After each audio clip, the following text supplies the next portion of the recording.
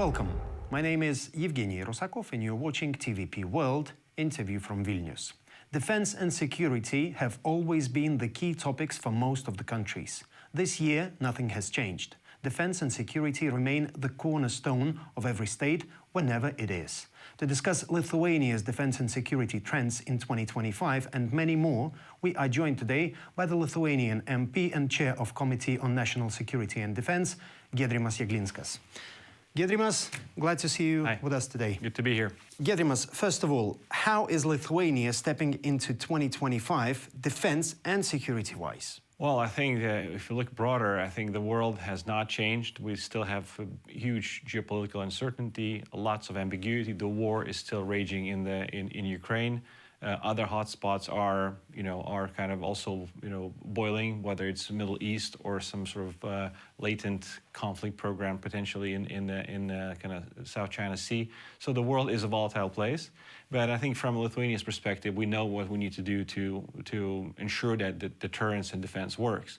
We have just announced that the new allocations for defense budget. So this year we're likely to achieve hopefully 4% of GDP, which is a significant number. It is both in the NATO terms and in regional terms.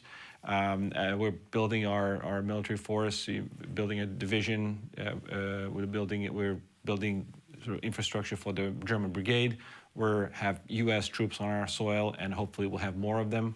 And I think we look forward to working with the Trump administration. I think it's an exciting time for our country and for the region overall to reassert ourselves. And I think U.S. leadership remains a key element in that. Okay, so here's the thing. I've read your Facebook, and you wrote a recent post. And since you are the chair of Committee on National Security and Defense, so your post was mainly about security and defense, which makes sense. Yeah. And there you've already mentioned now Trump, and you also wrote about Donald Trump. So the entire world is awaiting Donald Trump's arrival in the White House with great uncertainty. Meanwhile, in your forecast for 2025, you stated that the world would be safer with his arrival. So why so? And just a question, wasn't Kremlin happy about Trump becoming the new president of United States? First, I'd like to quote one of my friends who was a former national security advisor to Donald Trump, General H.R. McMaster, who said, Trump's arrival is a tremendous source of stability in the world. Okay. And I would echo that. I think the world needs U.S. power that's able to be enacted. So we want U.S. to be global power and to have willingness and capability to deliver on security responsibilities. And the best way in this world, as you look at the autocrats, the quartet of chaos, whether it's Russia, China, North Korea, Iran, anybody else, they need, the world needs a U.S. that is led by somebody who actually can act, take decisions, be decisive, and really I think that sort of called unpredictability, ambiguity of Donald Trump's decision making is a source of strength because they don't know what his reaction might be.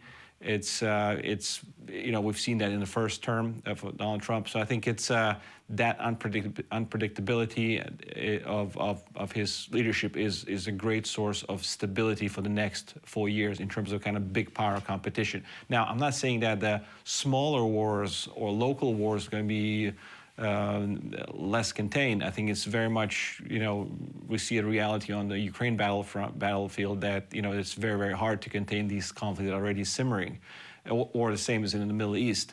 But I think if you look globally, if we want to avoid kind of U.S.-Russia nuclear exchange, or you want to avoid U.S.-China kind of some sort of war, any big power war, I think that's going to be a big element in containment. And I think it's we have to make sure that we're in line with that as European countries. We have to be aligned with the U.S. and not be afraid of Donald Trump's leadership. Really be thinking about how best to cooperate with the U.S. because it still remains the only credible military power in the world. Okay, it's good that you mentioned Europe because my next question is just about Europe. So interesting thing about Europe, which I couldn't leave without mentioning, that your prediction is that Europe will shift even more to the right to a security-oriented national power politics. So how about Germany with its AfD? So they are quite popular, they are far-right, and they openly support Kremlin, which is far from security-oriented politics. What's your take on this? I think it's still, I don't think it's... Should we, am I mixing maybe No. everything into... I think you're absolutely right. I think Germany is, every country has unique characteristics. So Germany is very, you have to look locally, you have to look at the municipal level, you have to look at obviously Germany, Western Germany, Eastern Germany, and you'll see where sort of things fall in the election. I think it's not unlikely that AfD would win more votes than before. I think we'll see where the whole thing ends. But I think in general that is really, I would say it's a confirmation. AfD's good performance was probably a confirmation of what's happening in the rest of Europe. There's no longer a push factor that pushes all into the center, the Brussels, you call it the Brussels-centric world, where we all agree, the more connected, the more united the union is, the stronger we are. I think that's the opposite. Now there's a lot of pull factors. Everybody's looking at their no national interest, whether it's defense industry or military capability build-up or energy security. Even if you see that the Slovaks and Hungarians are doing things, really talking to Putin, a lying dictator, an awful dictator. They're talking to this guy. So there's a lot of the pull factor is huge because all these affects European disunity. And with that, Europe is becoming weaker. That's the reality. And I think we'll see that trend to continue this year, and and we'll see where that gets us. You already said that Europe is getting weaker, and will continue to weaken geopolitically. So, simple question here. How could Europe become stronger geopolitical-wise, and how long would this Europe's geopolitical weakening last? Yeah, so I think the power politics is all about power. There's I think Ronald Reagan's known phrase, "Peace through strength," and I think this is back in the agenda in the U.S. And if that's in the agenda in the U.S., that's in the agenda everywhere, and we see that the power politics is back. Now, to be a proper actor in power politics, to be a geopolitical player, to be a power in this conversation, you have to have military power. Europe does not have military power. Now, we have a lot of fragmented countries. Poland is doing incredible things with defense spending. We're in the Baltics. I think we're also following Poland's footsteps. We're investing in it. But again, we're small countries. Poland is relatively small compared to kind of global powers. Exactly. So, and if you don't start investing in defense, you're never going to be a power that people want to deal with. Now, let's look at the NATO defense spending. So $1.5 trillion is being spent by NATO countries on defense. About $1 trillion of that is the U.S. Half of that is all 31 nations, including Canada. Now, I think that just is a stark number saying that we're kind of we need to double our defense spending to be on parity level with the U.S. And even if you get there, that our efficiency of our investments will never be the same as in the U.S. The U.S. has a... Giedrimas, sorry for interrupting. Yeah. How would you then get into some Spanish politician minds? Yeah. Because Spanish is just an example. Let's put it that way. Any other country that puts less than 2.5 GDP to military?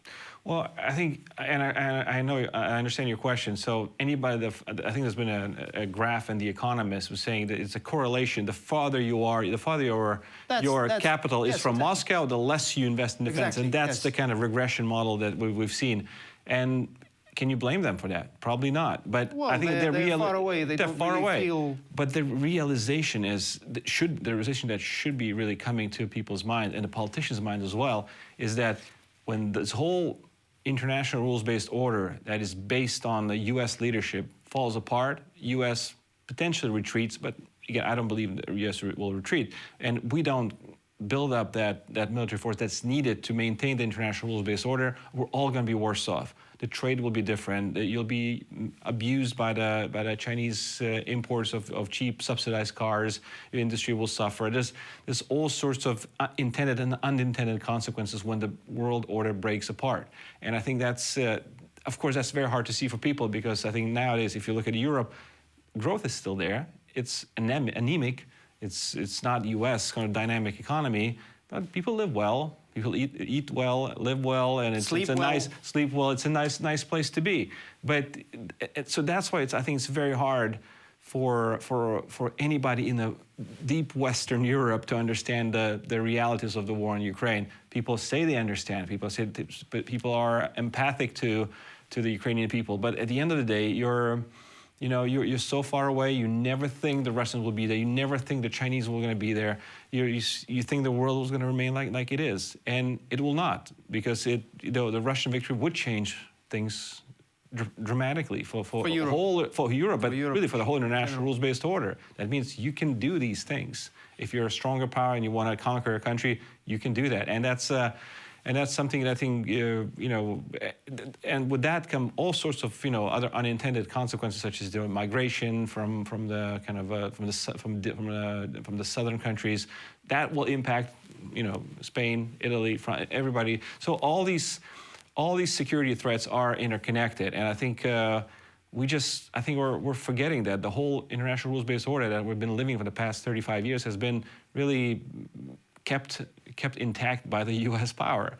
We kind of gotten used to it, but now time to wake up, time to invest in our defense, in our militaries, and help Ukraine. Good that you've mentioned Ukraine, because my next question is about war in Ukraine. So when everybody is expecting Russia and Ukraine to sit by the negotiations table, you claim in your 2025 forecast that there will be no pause in this war. So why? Yeah, so I think again, I think we'll see what happens when President Trump takes office. Less than a week. It's less than a week, very very shortly. There's a lot of I would say there's a lot of excitement, and you talk to the Ukrainian people, the policymakers, the military people. I think there's still excitement. There's hope. There's new hope that that has emerged.